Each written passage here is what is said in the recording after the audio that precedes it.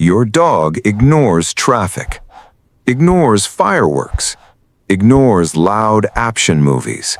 But the second a violin starts singing through your speakers, they lift their head, freeze completely, and howl like they're standing in the middle of a frozen forest. Most people think it's random or funny, but scientists believe something much stranger is happening. Because certain musical frequencies don't just sound familiar to dogs, they sound alive. Tonight, we're breaking down how specific instruments accidentally mimic an ancient biological signal buried deep inside your dog's DNA, and why one particular genre can temporarily transform your modern pet back into a pack animal from thousands of years ago. Your dog may sleep on memory foam bed, wear a sweater in winter, and panic when the vacuum cleaner turns on. But underneath all of that domestication, their brain still carries ancient survival code. Every modern dog, from a Chihuahua to a Great Dane, descended from wolves. And wolves relied on one sound more than almost anything else: the howl. To humans, howling sounds emotional, mysterious, almost musical. But to wolves, it's functional communication, a biological GPS, a long-distance message system designed to travel miles through forests, valleys, and mountains. A howl can announce territory, locate missing pack members, coordinate movement, or reunite separated animals in darkness. And here's the important part. Wolves evolved to instantly react to specific acoustic patterns connected to these calls. Not language, not meaning, frequency, pitch, sustained tone, rhythmic vibration. Their brains became hypersensitive to sounds that resembled another howl. And although dogs evolved alongside humans for thousands of years, that ancient response system never fully disappeared. It simply went dormant until something accidentally activates it.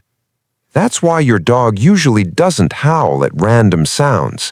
But certain musical notes, certain instruments, those can unlock something ancient almost immediately, especially when those sounds resemble the acoustic structure of long-distance canine communication. And that's where music enters the story, because some genres unintentionally recreate the exact sound environment that once echoed through prehistoric wilderness. Think about the types of songs that usually trigger howling videos online.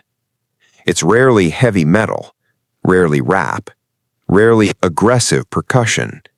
Instead, it's often violins, flutes, operatic singing, jazz saxophones, or long, sustained notes from orchestral instruments.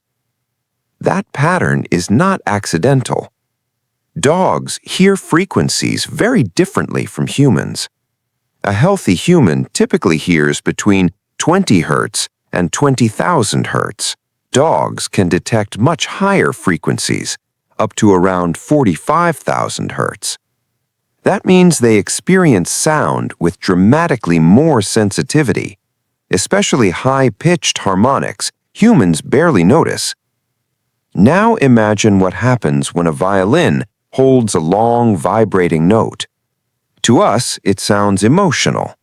To a dog, that same tone may resemble the acoustic contour of a distant canine howl, especially because violins use vibrato, that tiny oscillation in pitch, that wavering cry-like effect.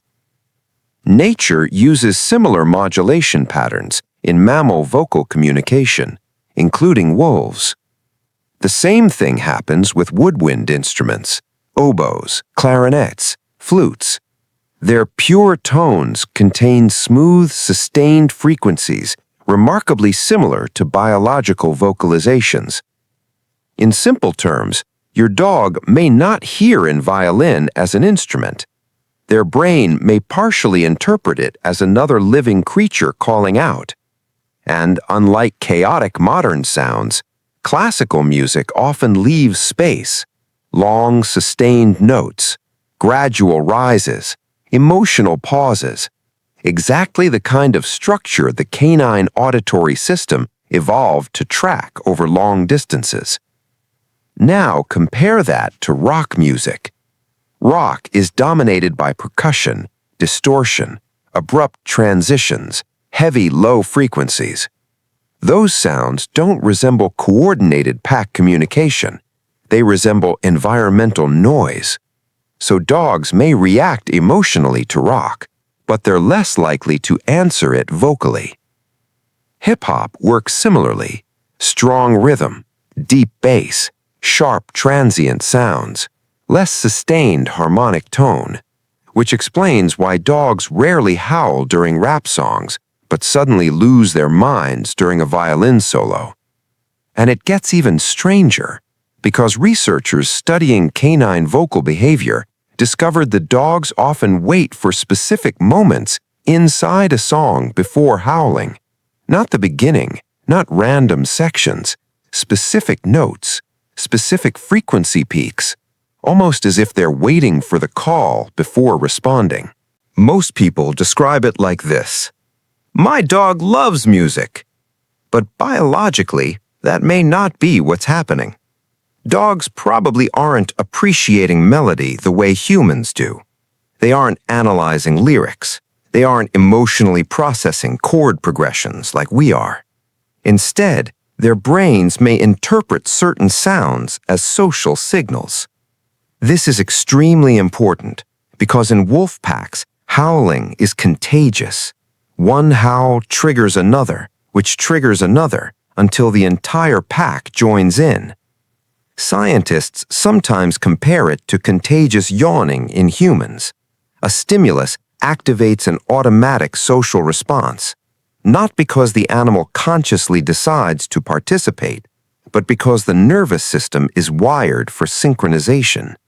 And music can accidentally hijack that system, especially instruments that imitate vocal resonance. Digital audio comparisons have shown fascinating overlaps between wolf howls and certain orchestral frequencies, particularly in sustained mid to high pitch modulation. In other words, some instruments occupy almost the same acoustic territory as canine communication itself. That's why your dog sometimes appears strangely emotional during music. They tilt their head, become hyper-alert, pace in circles, or stare directly at the speaker before howling. They aren't confused. They may genuinely believe another voice is present in the environment. And when they howl back, they may be doing exactly what their ancestors did for thousands of years, responding to the pack. This also explains one bizarre behavior many owners notice. Dogs often howl during the chorus of a song or during a specific repeated section. That repetition matters. In nature, repeated vocal patterns signal intentional communication. A repeated note feels meaningful, predictable, alive. So when the same violin phrase repeats over and over, your dog's brain may gradually classify it as an active social signal worth answering, which is why some dogs stay silent for an entire song until one particular instrument enters, then suddenly, full wolf mode. A lot of people panic when their dog howls. They assume the dog is stressed, in pain, or begging for the sound to stop. And sometimes loud sound can create anxiety. But in many cases, howling is not distress, it's participation, communication, social engagement. Think about what happens after your dog howls. Many dogs become excited afterward, tail wagging, running around, seeking interaction. That's not the behavior of an animal shutting down from fear. It's stimulation. And researchers studying canine behavior increasingly believe howling often represents arousal rather than discomfort, especially triggered by music. Now, that doesn't mean every dog experiences music positively. Just like humans, dogs have individual sensitivity differences. Some are extremely reactive to pitch, others barely care. Breed may also matter. Breeds genetically closer to ancient working or northern lineages, huskies, malamutes, shepherds, often vocalize more dramatically because selective breeding preserved stronger pack-oriented communication behaviors. Meanwhile, other dogs may simply stare at the speaker in confusion. But here's the fascinating part. Your dog's favorite genre might reveal something about their neurological sensitivity, not emotional taste, acoustic sensitivity. Some dogs respond strongest to violin frequencies, others to harmonicas, others to opera vocals. It's less about music style and more about which sound accidentally overlaps with the ancient communication template stored in their nervous system. So, no, your dog probably isn't critiquing your Spotify playlist.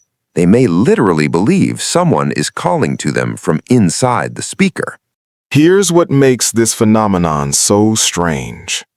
Your dog's brain evolved for wilderness, but it now exists inside a suburban house. Thousands of years ago, these acoustic instincts served survival. Today, they activate during movie soundtracks and jazz playlists. But evolution doesn't care about context. It only recognizes patterns. That's why modern technology creates bizarre responses in animals. A television can trigger territorial barking. Phone notifications can create anxiety loops. And music can awaken ancestral communication systems. Your living room becomes a sensory illusion, a synthetic environment broadcasting sounds nature never intended. Yet your dog's brain still reacts using prehistoric logic. That may explain why some dogs howl at ambulances too. Sirens contain long, sustained frequency sweeps, remarkably similar to vocal howls. To us, it's machinery. To dogs, it resembles a distant moving call. And when multiple dogs in a neighborhood begin howling together after a siren passes, you're witnessing something ancient activating in real time.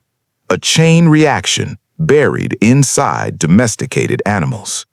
And music works the same way, especially emotionally expressive orchestral music, because emotionally expressive human instruments often imitate biological sound patterns naturally associated with mammal communication. That's why violins sound sad to humans in the first place. They mimic the emotional structure of vocal cries. Humans interpret that emotionally. Dogs interpret it socially. Different species, same acoustic trigger. Can music actually help your dog? Surprisingly, yes.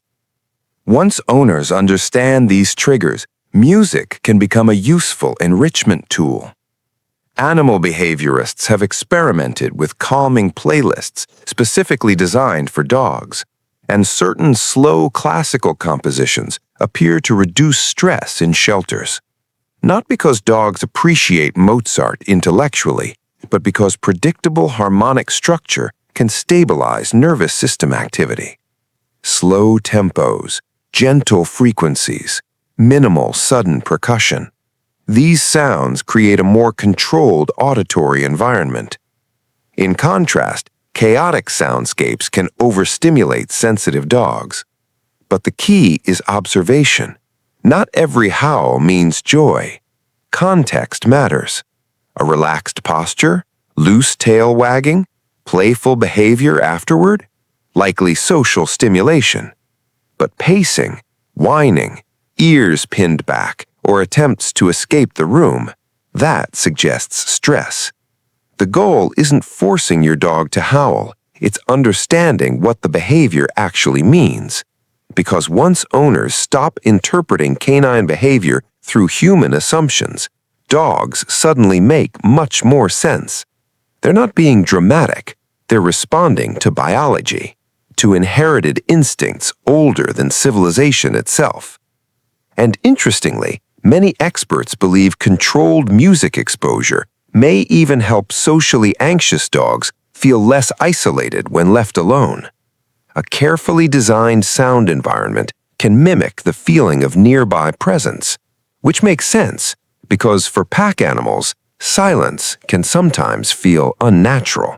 The next time your dog suddenly howls during a violin solo, pay attention, because you may be watching two different worlds collide: a modern home and an ancient wilderness.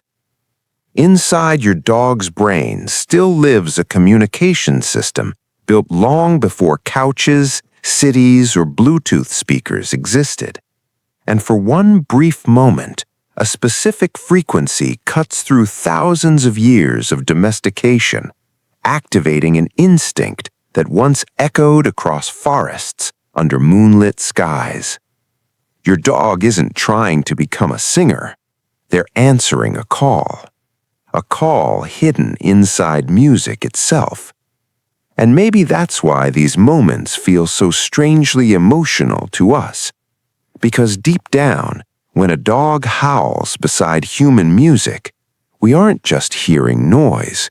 We're hearing the ancient memory of the pack still alive inside them.